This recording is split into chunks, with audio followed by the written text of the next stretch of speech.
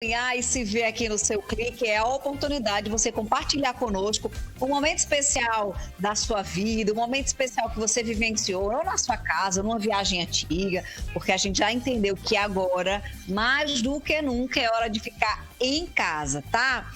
Hoje a gente for falar em casa, existe uma casa que está super vigiada no Brasil e que é um reality e que recentemente o artista Fiuk comentou lá dentro do reality que ele foi diagnosticado enquanto criança com TDAH, transtorno de déficit de atenção e hiperatividade. E aí muita gente ficou curiosa sobre esse diagnóstico, quis entender um pouco mais. Fiuk comentou sobre as dificuldades também que ele enfrentou da infância até hoje, a fase adulta. E aí a gente resolveu puxar para esse papo a psicopedagoga Sueli Fermon, que vai trazer hoje aqui para a gente, Fermon, na verdade. Sueli, boa tarde, seja bem-vinda aqui ao Com Você. Boa tarde. Obrigada pelo convite, boa tarde. Vamos começar explicando para o pessoal de casa o que é o transtorno, né, de déficit de atenção e hiperatividade, que a gente abrevia na sigla TDAH. É um transtorno, né? Ele é muito respondido na perspectiva da hereditariedade. E também de um TDAH, vão haver outros casos também. O meu áudio aqui com o Sueli falhou um pouquinho para mim, não sei para o pessoal de casa. Vamos ver se a gente restabelece aqui para ver se a Sueli retoma aqui. Sueli, vamos repetir a resposta para ver se o pessoal de casa compreende, que para mim ficou falhada aqui. Então vamos começar a retomar explicando o que é TDAH. Eu acho que caiu aqui a conexão. Voltou, Sueli, pode ir. E agora? Bom, nossa, a gente acabou que caiu aqui a ligação. Voltamos, Sueli. É assim em casa. Em casa a gente vai tentando se conectar com o povo com a família, cai, a gente tenta de novo e no ar não é diferente. Vamos retomar de onde a gente parou, explicando o que é que significa TDAH. Me atrapalha um pouco. O TDAH é um transtorno neurobiológico que tem uma questão genética, hereditária. Portanto, geralmente, nos casos em que nós encontramos crianças, adolescentes, adultos com TDAH, vão haver outras pessoas da família também com essa condição. A gente sabe que é uma condição que afeta 5% das crianças, segundo a Organização Mundial de Saúde. Você já ressaltou aí a questão da hereditariedade, que é muito importante a gente ressaltar, só que muitas vezes o diagnóstico do adulto não foi feito. Então, assim, é um pai, é uma mãe, é uma avó, um tio que não teve esse diagnóstico, que muitas vezes as famílias não conseguem fechar esse diagnóstico também para com a criança. Então, vamos falar da sintomatologia, Sueli. Quais são os comportamentos que essa criança pode começar a apresentar e levar para a vida adulta que pode chamar a atenção? As características mais observáveis no transtorno são o déficit de atenção, a dificuldade de atenção, a impulsividade e a própria hiperatividade. E aí, o que é impulsividade? É aquela criança mais birrenta, que se coloca, que não se controla, que grita, que chora muito alto. Então, também é importante nós considerarmos a idade dessa criança para levantar essa hipótese de TDAH. Porque crianças muito pequenas, crianças com 3, 4 anos, elas vão ter isso no comportamento como uma característica da sua fase de desenvolvimento. E não necessariamente por ser uma condição prévia do transtorno. Às vezes a criança ela é muito desatenta. Há uma prevalência dessa indicação para meninos, mas nas meninas também já se vê muitos casos. Geralmente os meninos são os que são mais impulsivos, os mais inquietos, os mais agitados por sua própria natureza mesmo. E as meninas ficam um pouco mais desatentas, né? No caso do Fiuk, que a gente conseguiu perceber, sobretudo nos erros que ele cometeu na prova, a falta de atenção, né? Então, assim, tem uma questão espacial, uma desorganização espacial. Então, se você assistir só o videozinho da prova do anjo, na qual ele foi eliminado, é tão rápido, mas só porque ele não prestou atenção na indicação das setas. E as setas estavam ali, embaixo dele, todas muito bem sinalizadas.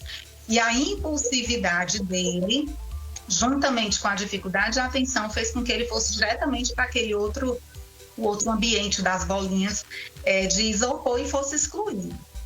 Então, assim, questões também de interação social. Às vezes a criança tem essa dificuldade na integração com grupos, compreender ordens, comandos muito longos, né? Então, são características, são sintomas, digamos assim, que a gente deve observar. Uma outra coisa Sueli, que a gente fala... Pode continuar.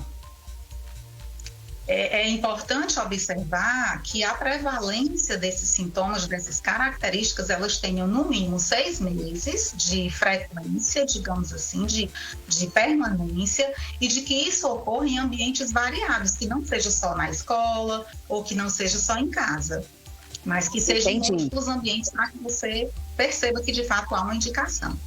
Você falou da importância da questão genética, mas a gente não pode esquecer da influência do ambiente, não é? A questão ambiental também influencia muito como isso vai se desenvolver na criança, não é, Sueli? Isso, muito, muito importante essa colocação, porque, sobretudo hoje, que nós estamos vivendo aí na era do virtual, né? A questão da rotina é importantíssima, o estabelecimento de horários, regras, o ambiente de estudo previamente preparado. Essas crianças e esses adolescentes, eles precisam de ambientes com o mínimo de distratores possíveis, então ruídos, muitos objetos que podem chamar a sua atenção, que podem lhe distrair, um videogame, um brinquedo, enfim, livros, revistas, tudo isso é distrator. Então, o ambiente também tem que estar preparado para isso. Sempre vem acompanhado a hiperatividade com a desatenção ou pode vir uma das características isoladas? Falhou de novo o som? Falhou para você? Estou perguntando que sempre vem junto hiperatividade e a falta de atenção ou pode ter predomínio de um ou de outro? A prevalência, ela pode se sobressair num item, certo? Mas pode também ter mais de um componente nesse conjunto de características. Como é que fecha o diagnóstico, Sueli? O ideal é que quando a família percebe que está havendo muita incidência dessas questões que estão sendo observadas, que a gente colocou, é que leve ao médico, se for uma criança, um pediatra, que provavelmente vai ser encaminhado para o neuropediatra ou já vá direto para o neuropediatra.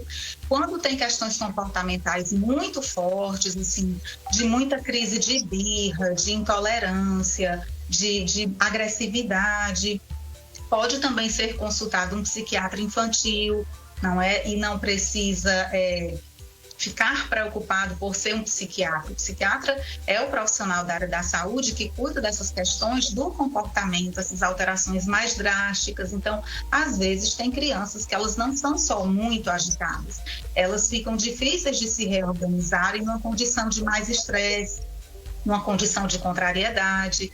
Então, a depender do caso, da gradação, digamos assim, dessa amostragem de características, um neuropediatra, um psiquiatra infantil ou o próprio psicólogo também pode fazer esse rastreio prévio para fazer o encaminhamento.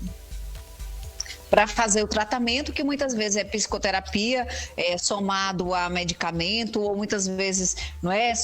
Ali vai depender muito de cada caso, de como é que está o estágio, e muitas vezes o ajuste da família também se faz necessário para a gente controlar não só a questão genética, individual, mas também da família, que a gente já entendeu que faz parte de todo esse processo, né? Para a gente ter uma criança e um adulto no futuro mais assertivo, mais ajustado e vivendo com mais qualidade de vida, que é o que a gente mais precisa. Sueli, muito obrigada pela sua participação aqui no Com Você. Deixa seu Instagram para o pessoal de casa seguir você e acompanhar suas dicas. É Sueli Fermon, Sueli com Y, Fermon, de faca. Fermon, sobrenome diferente, Fermon, me pegou no início. Um beijo para você, viu, Sueli? Deus te abençoe, querida. Até a próxima. Ô, Desirê, já falamos aqui sobre o Fiuk, né? Sobre essa desatenção que ele tem e já caracterizada pelo diagnóstico que ele revelou na casa. Ou seja, os famosos estão, Desirê, se revelando naquela casa. Carol Conká revelou aí que tinha dificuldades, ela usa a animosidade, a palavrinha que ela usou bastante. Enfim, acaba que os realities traz revelações sobre a nossa personalidade, né? Sobre nós que a gente nem imagina, né, Desi? Verdade, Nanda. E é bom que acaba se transformando em informação também, né? Porque muitas vezes as pessoas ficam achando que estão sozinhas no mundo, acham que isso é um problema que não tem solução. Mas olha aí, que bom que tem sim, e a gente aborda aqui no programa. Beijo, Nanda. Já já você volta, tá? Porque agora eu quero falar sobre